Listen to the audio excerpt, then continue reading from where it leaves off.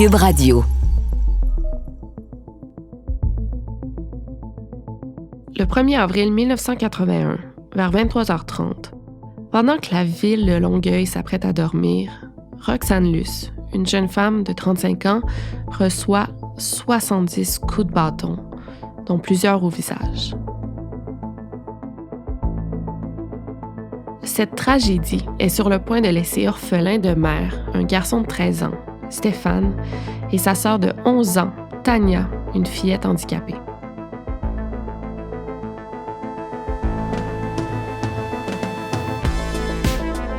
Mère, qui t'a fait ça? Donne-moi juste un prénom soupir là. Shoot là, tu sais. Je l'ai pas pleuré, la mère. J'ai crié, la mère. Moi, je pensais que c'était une joke. Tu sais, le 1er avril.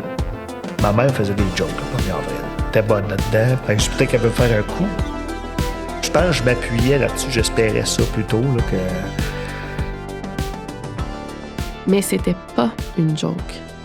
Roxane Luce est retrouvée chez elle le 2 avril 1981 à 11h30. Elle est défigurée. Ses doigts sont fracturés à force d'avoir voulu se défendre. Son crâne est gravement atteint. 3 jours plus tard, elle meurt à l'hôpital. Épisode 1, le meurtre.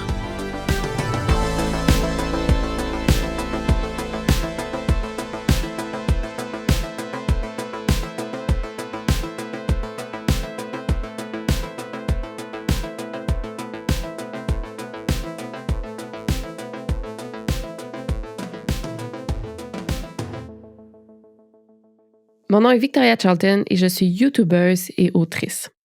Il y a quelques années, je suis tombée sur un fait divers qui concernait la mort suspecte d'une jeune femme dans un hôtel de Los Angeles. Comme plusieurs qui suivaient la nouvelle en même temps, j'étais complètement bouleversée. Du bouleversement, je suis passée à une sorte d'obsession. Aujourd'hui, je suis fascinée par tout ce qui a trait aux dossiers de disparition ou de meurtres irrésolus. J'en ai même fait mon métier. Le cas de Roxane Luce, ça me ramène au fait que les féminicides y font partie du paysage criminel depuis toujours. Il y a des femmes qui sont tuées depuis bien trop longtemps et ça s'arrête pas.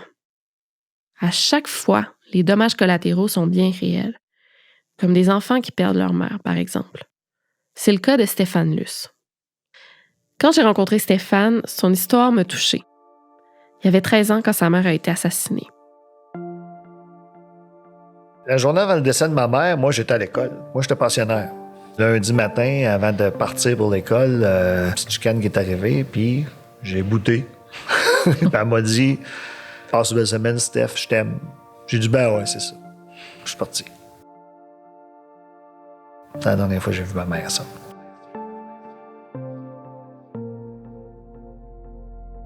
Le 1er avril, j'étais pensionnaire, puis j'avais des gros maux de ventre.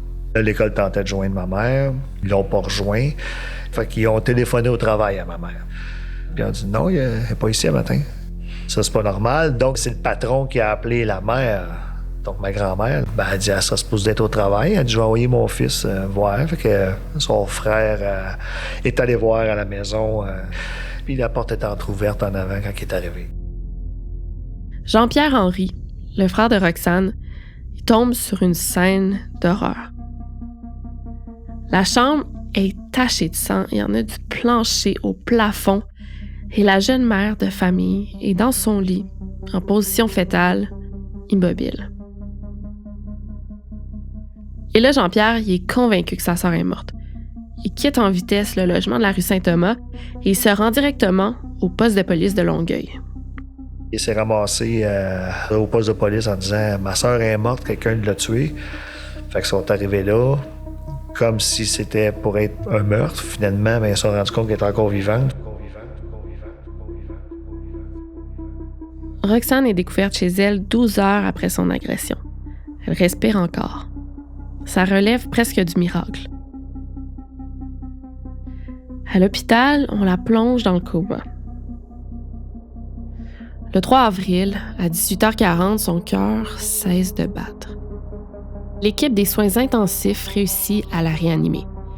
Puis le lendemain, Roxane Luce est déclarée en état de mort cérébrale. Il faut prendre une décision.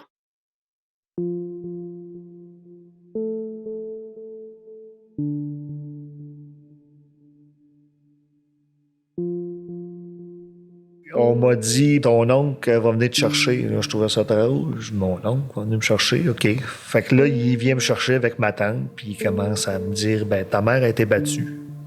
Fait qu'elle est à l'hôpital. Dans ma tête à moi, c'était comme, elle mangeait un coup, là. Elle mangeait un coup de poing. Tu sais, parce que moi, je me faisais souvent dire par des amis, je vais te battre, tu sais, puis j'avais juste des coups de poing, finalement. Tu sais, fait que c'était la même chose, tu sais, le même raisonnement. Par contre, je regardais ma grand-mère qui pleurait beaucoup.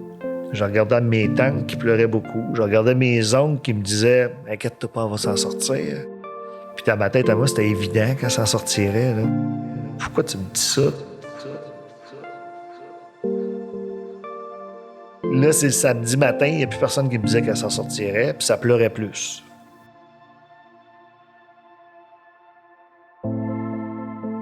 La décision de débrancher Roxane a été prise par la famille le samedi 4 avril 1981 à 15h30.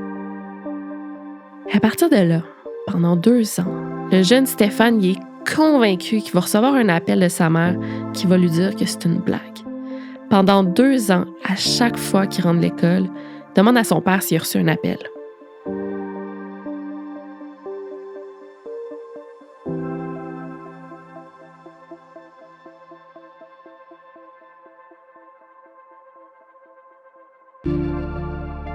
À un moment donné, j'ai pris mon courage à 2 mains. J'ai été au poste de police 2 ans plus tard. J'ai dit, je veux voir les photos. Là. Puis ils m'ont dit, OK, tiens, regarde-toi. Puis je les ai pas regardés. J'ai dit, OK, mais bon.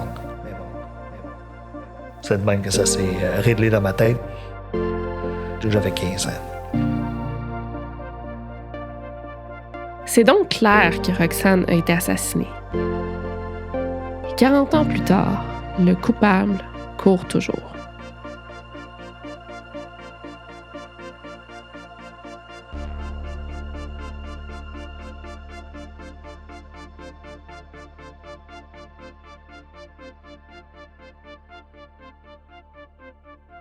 Je suis pas enquêtrice, mais je crois beaucoup en la force de la communication. À la fin du mois de septembre 2022, un Américain a été libéré après 23 ans de prison grâce au podcast Serial. L'adolescent de 17 ans avait été accusé en 1999 du meurtre de sa copine. Pendant 23 ans, Adnan Syed a clamé son innocence. Et quand le podcast Serial s'est intéressé à son cas, c'est des dizaines de milliers d'auditeurs qui se sont mis à enquêter. Grâce à leurs recherches, 2 suspects ont été retrouvés, dont un violeur en série. Quand Syed est sorti libre du tribunal, il a été acclamé par une foule d'auditeurs du podcast. Donc ma quête à moi, c'est que la force des podcasts qui sont produits ici puisse avoir le même genre d'impact. Donc, qu'on puisse aider les familles à obtenir des réponses sur des cas de meurtre ou de disparition.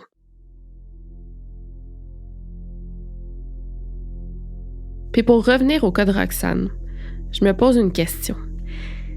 Qu'est-ce qui fait qu'encore aujourd'hui, en 2022, le tueur soit toujours en liberté?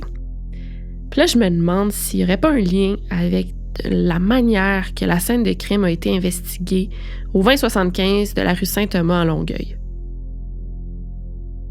Rappelez-vous qu'on est en 1981.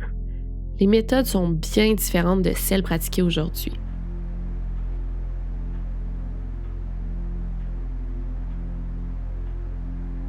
Alerté par Jean-Pierre Henry, il y a 2 policiers qui arrivent sur les lieux.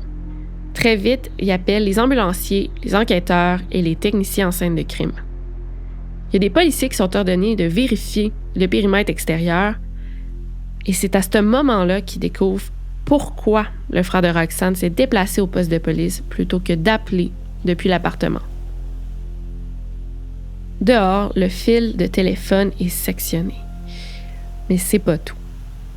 En agrandissant le périmètre, les policiers trouvent un bâton enroulé dans un sac de plastique noir qui est fixé par du ruban électrique. Sur le bâton, il y a du sang et des cheveux. Mais pendant ce temps-là, moi, ce que je trouve vraiment difficile à comprendre, c'est que l'équipe fouille l'appartement visiblement sans précaution. Selon les dires de Stéphane, il y a des empreintes de toutes sortes qui s'ajoutent tant sur la victime que sur les meubles, sur les murs et sur les cordes de porte. Toujours selon ses dires, il y a des traces qui s'imprègnent sur le plancher. Il y a les cheveux de tout le monde qui tombent par terre. Et il y a certains indices qui auraient pu être très précieux, qui sont souillés.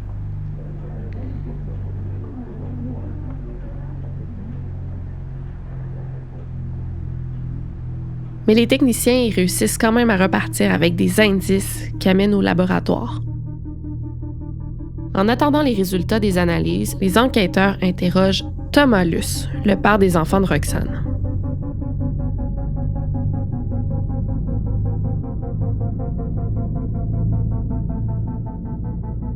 Mon père venait nous chercher l'entente une seule fois par mois. Il était toujours là pour nous autres. Il a aidé au niveau des dépenses, là, l'école, la linge, ces choses-là. Même que je me souviens que la dernière fin de semaine que j'ai passée avec ma mère, mon père était avec nous. On avait été voir ma sœur au centre pour handicapés où est-ce qu'elle était, à Saint-Jean. Puis je voyais que c'était la belle camaraderie. Même dans ma tête, je me disais, bon, pourquoi qu'ils sont pas ensemble, tu sais? Ça se sourit, puis ils sont polis, puis ils se chicanent pas, puis...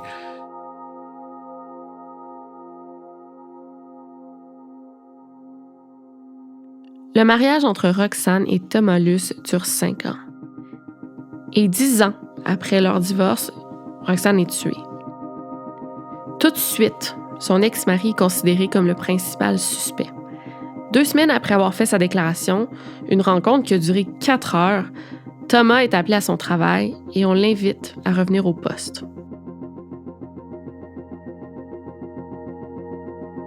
Là, les enquêteurs cherchent à le faire avouer en échange d'une peine plus clémente. Mais l'ex-mari, il tient son bout. Il a tué personne. Il finit par être relâché. En plus de ça, son alibi est béton. Thomas Luce travaillait de soir chez Pratt & Whitney. Là, la famille m'a dit, Stéphane, où est-ce que tu veux aller rester? Fait on m'a offert. Ma grand-mère m'a dit, tu peux venir chez nous. Un de mes oncles m'a dit, tu peux venir chez nous. Puis là, mon père m'a dit, ben, tu peux venir chez nous aussi. Fait que là, je suis allé rester chez mon père, là, à partir de là. Ben, je me suis quand même fait petit. Puis je voulais pas déranger. Stéphane, il voulait pas déranger. Et il aimait pas que les regards soient posés sur lui non plus. Aux funérailles, on lui demande quelque chose qui passe pas. Il trouve qu'on lui impose une genre de mise en scène et que l'événement est complaisant. Tu sais, moi, ma mère, elle voulait pas de fleurs. Puis on m'a donné une rose et déposé sur le cercueil. Ça a pas passé, ça. Ben, déposer ça là-dessus, là, c'est... Puis tout le monde me regarde, tu sais. Je trouve ça dur. Plus tard, pendant qu'il est assis à l'avant d'une Cadillac noire, la voiture qui va les mener au cimetière, Stéphane entend les pleurs de sa tante et de sa grand-mère qui sont toutes deux installées à l'arrière. Je n'ai pas pleuré la mort de ma mère. J'ai crié la mort de ma mère.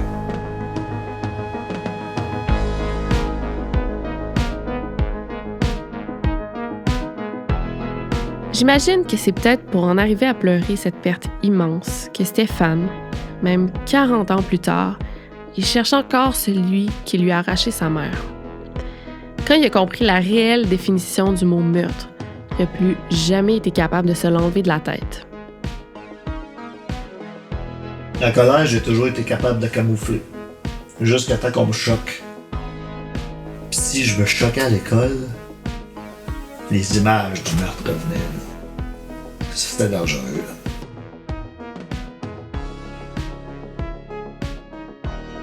Pourtant, Stéphane n'a jamais vu les photos du corps de sa mère.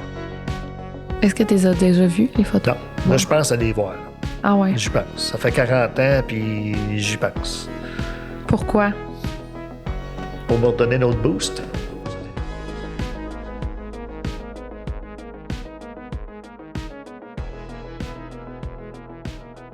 Mais il y a quand même des souvenirs qui restent très frais dans sa mémoire. Et de recoller les morceaux, ça permet de refaire la scène et d'y voir une sorte de chronologie. Les enquêteurs disent que Roxane aurait ouvert à un ancien amant ou à un homme qu'elle connaissait. Mais selon Stéphane, c'est impossible puisque Roxane est rentrée à 23h15 et que l'agression est survenue à 23h30. La jeune mère de famille n'aurait pas eu le temps de rentrer, faire sa toilette du soir, se coucher puis se relever pour ouvrir. D'ailleurs, la voisine a commencé à entendre des bruits à 23h30, mais elle croyait que Roxane faisait l'amour, donc elle n'a pas alerté la police. Donc, si Roxane n'a pas ouvert à son assassin, ça voudrait dire qu'il était déjà dans la maison.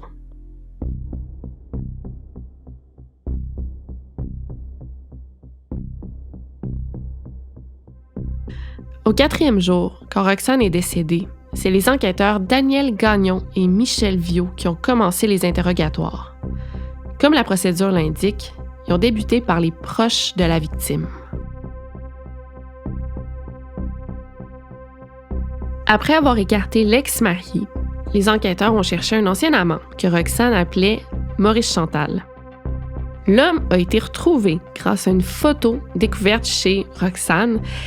Et sur la photo, on peut le voir qui est adossé sur le coffre arrière de sa voiture. Et on peut apercevoir les 3 derniers chiffres de sa plaque d'immatriculation. Et ce sont ces chiffres qui ont permis de retrouver Dominique Tanguay, alias Maurice Chantal.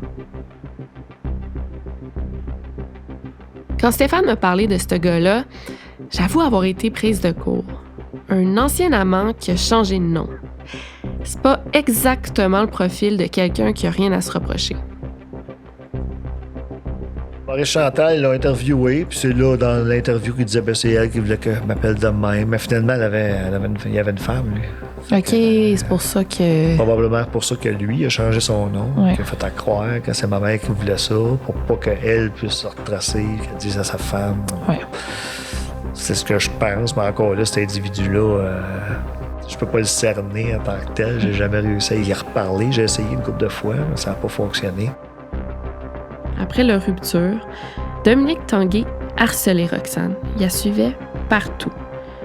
Il suivait même Stéphane, qui, à quelques reprises, il a été obligé d'emprunter différents chemins pour semer Tanguay. J'aurais aimé essayer de poser la question directement. Là. Pourquoi Parce qu'il dit qu'il la harcelait pas. Moi, il me suivait. Là. J'ai même une photo de lui pendant qu'il me suit. J'avais ma caméra, je l'ai pas en photo. Tiens, montré. Je l'ai montré, c'est ça que je donnais à la police. Là, ils ont vu le modèle d'auto qu'il y avait, puis c'est le même qu'ils l'ont retrouvé. Là. OK. Mais les enquêteurs n'ont pas été plus loin. J'ai beaucoup de misère à comprendre comment ce type-là n'a pas attiré plus l'attention des policiers. Tu sais, il faut le faire. Là. Traquer le fils de ton ex sans révéler ta vraie identité. Peut-être que c'est juste quelqu'un qui l'aimait puis il décrochait pas simplement, aussi. puis qu'il n'y a rien à voir là-dedans, peut-être aussi. Tu sais, je veux dire, c'est bien embêtant. Il n'a tellement pas été considéré, ce suspect-là, que je peux même pas compter sur la police aujourd'hui pour investiguer un peu plus, même si j'en reparle. Mais oui, ça pourrait être un suspect potentiel, là.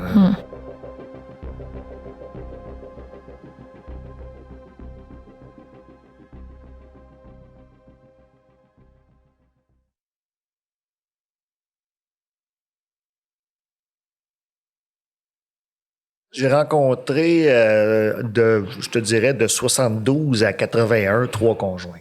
Son dernier chum, lui, ça faisait peut-être 2-3 ans qu'ils étaient ensemble.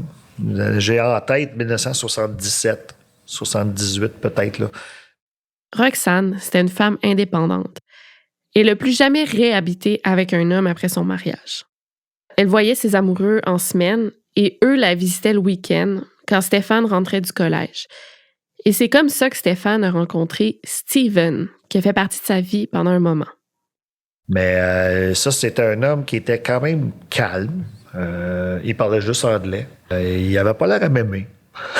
J'étais comme, bon, j'étais fatiguant peut-être. Mais je pense que j'étais juste là.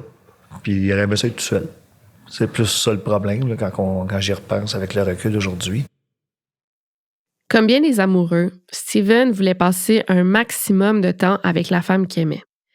Peut-être que les enfants le gênaient, mais la petite famille partait quand même souvent la fin de semaine, en camping par exemple.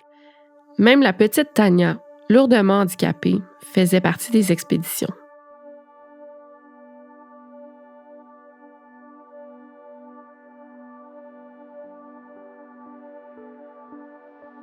Roxane était dans la mi-trentaine. C'était une maman de 2 enfants. C'était une femme magnifique, ambitieuse, engagée, libre. Elle croyait en la réincarnation et au retour du balancier. À son fils, elle inculquait le respect d'autrui, la gentillesse, la générosité, et elle l'encourageait à bien faire, à en faire plus. Même si Stéphane n'était qu'un jeune adolescent, sa mère le revalorisait en lui donnant le rôle de l'homme de la maison, le protecteur, le grand, le fort, et Stéphane endossait ses responsabilités avec bonheur. Et comme une majorité d'êtres humains, Roxane, elle espérait partager sa vie, trouver un partenaire avec qui former une équipe. J'imagine que, belle comme elle était, à 35 ans, elle attirait les regards.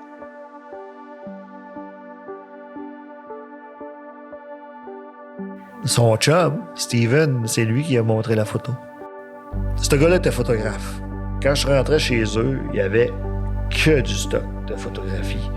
Son salon ressemblait à un laboratoire de photos, sa chambre ressemblait à un laboratoire de photos, tout ressemblait, il y avait du stock de photos partout.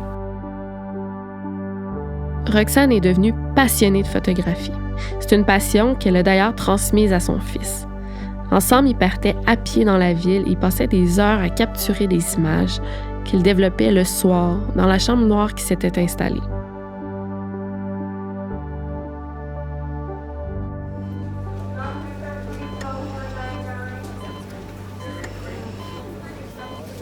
Durant 3 jours, les enquêteurs espéraient que Roxane sorte de son coma pour lui demander le nom de son agresseur. Et pendant ce temps-là, le jeune Stéphane n'avait même pas accès à sa mère. On lui interdisait de rentrer à l'hôpital. Entre toi et moi, il aurait pu faire une exception, mais étant donné qu'elle était maganée, que j'avais 13 ans, c'est peut-être une bonne chose là, que j'ai pas été. Mais j'ai toujours comme... Dans ma tête, ça a fait comme... Si elle m'avait entendu, peut-être qu'elle aurait réagi. Tu sais, mais qui t'a fait ça? Donne-moi juste un prénom, soupire-le, là. Shoot-le, tu sais.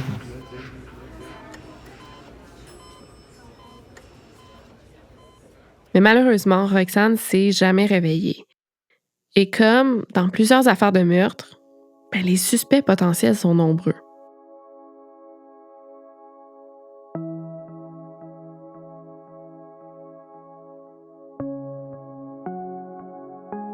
L'autopsie révèle que Roxane n'a subi aucune agression sexuelle et que le meurtrier s'est acharné sur son visage.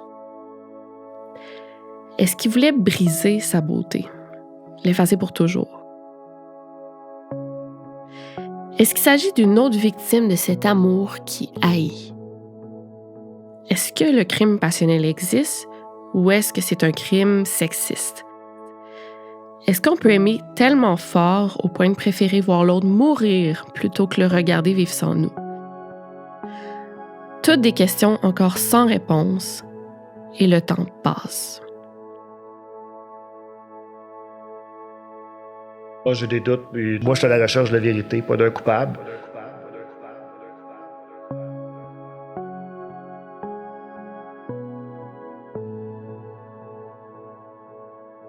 Les enquêteurs ont poursuivi leurs recherches.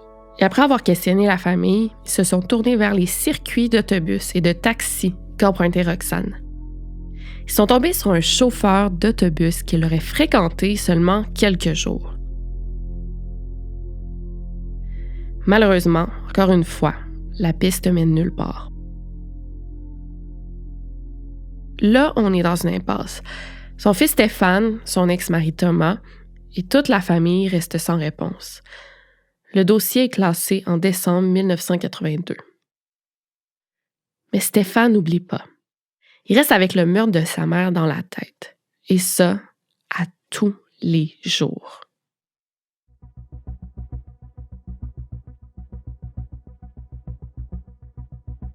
Donc, si on récapitule, Roxane n'a subi aucune agression sexuelle, il n'y a personne à la connaissance de sa famille qui lui voulait du mal et il n'y a rien dans l'appartement qui semble avoir été volé. Sauf une chose. Une boîte de négatifs photos. Roxane et Stéphane regroupaient les négatifs de leurs photos dans un cartable. Cette cartable-là, c'est 3 ans dans la vie de Stéphane. Donc, beaucoup de précieuses photos de sa mère. Moi, j'ai fait de la photo avec elle le dimanche. Avant que ça se passe, je suis parti à l'école le lundi. Ça s'est passé le mardi, retrouvé le mercredi, décédé le samedi. Dans la semaine suivante, je suis allé chercher du linge, tout ça, dans ma chambre. J'ai réussi à avoir mon chat, mon hamster. Puis, je cherchais les photos. Pas de photos. Comme Stéphane et sa mère ont fait de la photo 2 jours avant le meurtre et qui ont confiné les négatifs dans le cartable, Stéphane est absolument certain qu'ils étaient chez lui. Il aurait donc disparu. Stéphane pose la question à la police. La police confirme avoir pris des boîtes de photos, mais n'avoir jamais vu de boîte de négatifs. Finalement, c'est ni la police, ni la famille, personne qui a ça. Ben là, j'ai mentionné à la police, j'ai dit, il y a eu vol. Je veux dire, ma mère elle s'est fait assassiner, puis négatif. En parlant à Stéphane, j'ai compris que c'est de là que tout part. Il s'est juré de trouver qui avait tué sa mère le jour où il s'est rendu compte que des négatifs photos avaient été volés. Ça a été comme le véritable coup d'envoi, le moment très précis où il s'est donné la mission de comprendre. En fait, les négatifs noirs et blancs que ma mère avait, là, c'est l'élément déclencheur. Là, la disparition de ces négatifs-là, c'est l'élément déclencheur de ma quête de la vérité dans ce dossier-là. Quand Stéphane me racontait ça, évidemment que j'ai trouvé ça un peu étrange. Parce que peut-être que c'était le souvenir d'un petit gars qui se rappelle mal de certains détails. Ou peut-être que quelqu'un a réellement volé les négatifs de photos. Et si c'est le cas, moi je me pose la question. C'est qui que ça aurait pu intéresser? J'ai rencontré, je te dirais, de 72 à 81, 3 conjoints. Son chum, Steven, c'est lui qui a montré la photo. Ça faisait peut-être 2-3 ans qu'ils étaient ensemble.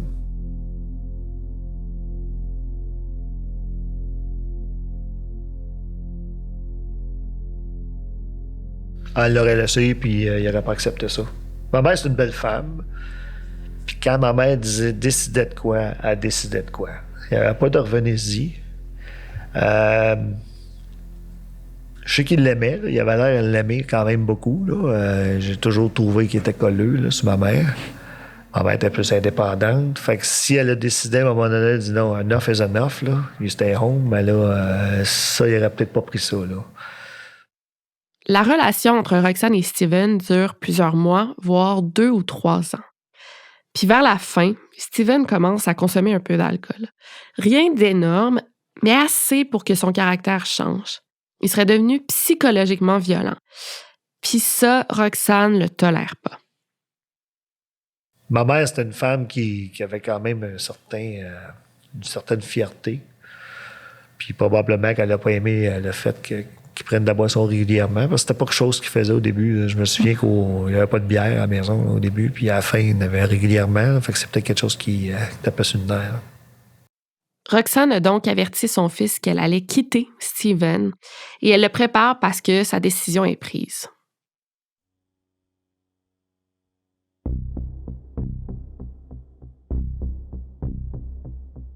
Le lendemain de l'agression, Steven est au travail.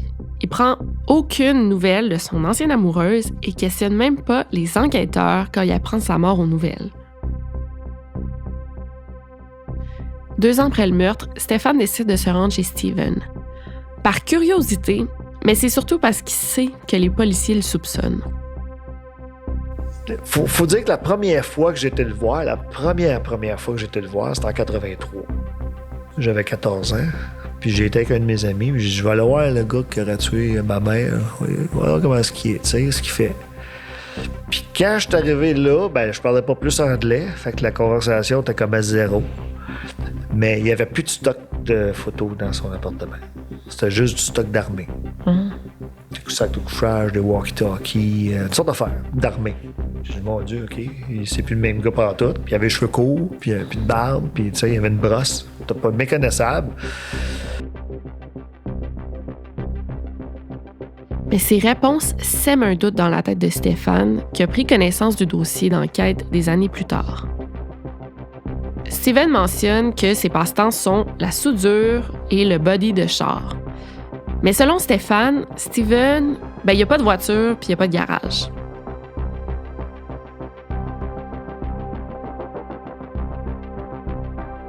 Quand les policiers veulent savoir comment il s'est fait la blessure qu'il a sur la main, Steven répond qu'il s'est éraflé sur le ciment en allant dans son cabanon chercher une moustiquaire. Mais toujours selon Stéphane, Steven, il n'y a pas de cabanon. Et à la question « Que faisiez-vous ce soir-là ?», Steven y répond qu'il se faisait cuire des patates seul chez lui.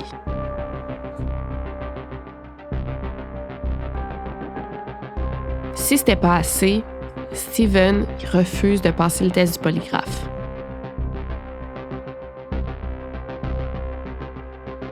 Ces informations-là, Stéphane les obtient en 1997.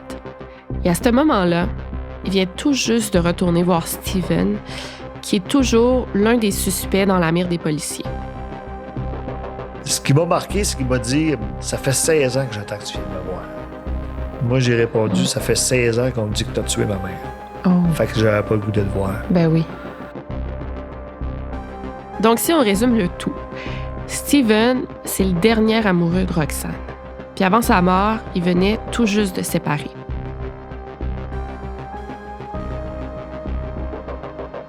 Dans les derniers temps, Steven avait commencé à prendre l'alcool.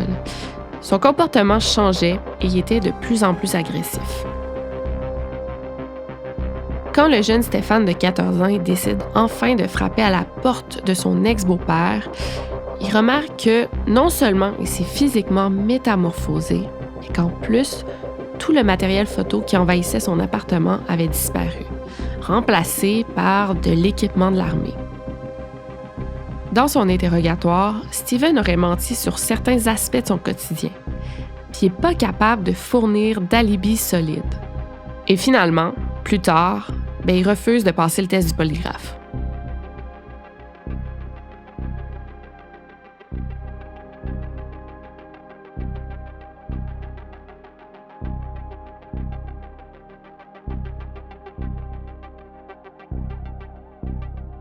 Par contre, sans preuve claire, on reste encore dans la présomption d'innocence.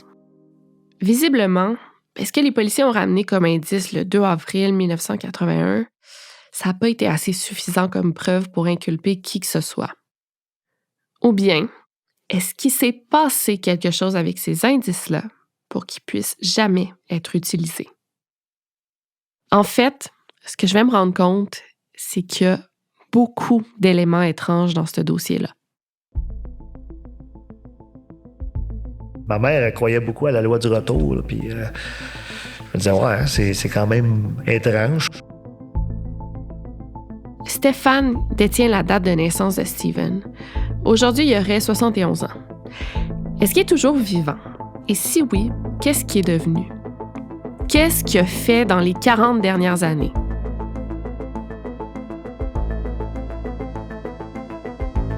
Stéphane pense qu'il serait encore en vie et qu'il serait même encore à Montréal.